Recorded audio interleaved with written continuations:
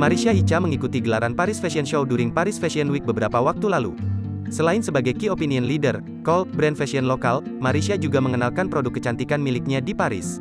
Produk yang diberi nama Dr. Lip Plus meluncurkan beberapa make up dengan tema Paras yang merupakan edisi khusus Paras in Paris. Karena aku mau mengembangkan dan mengenalkan produk lokal di Indonesia yang dimana kandungannya hampir sama dengan produk luar, ungkap Marisha Icha saat dihubungi awak media, Selasa, tanggal 22 Maret tahun 2022. Tapi kita juga bisa punya produk seperti yang dibuat di luar negeri dengan harga yang bisa dijangkau oleh masyarakat Indonesia dan kandungan, kapasitas, dan packaging kita bisa samakan dengan produk luar, terangnya. Marisha juga menjelaskan respon positif masyarakat Paris terhadap produk miliknya dibanding masyarakat Indonesia yang kerap mencibir brand lokal. Tanggapannya menurut aku sebagian banyak yang bangga dan menurut aku 70% bangga pada produk lokal yang dikenalkan keluar, ya jangan hanya produk luar yang dipakai di Indonesia dengan harga cukup mahal padahal sebenarnya produk Indonesia bisa buat hal yang sama dengan merek yang berbeda, tegas Marisha. Ya 30% tanggapannya yang gak baik itu hanya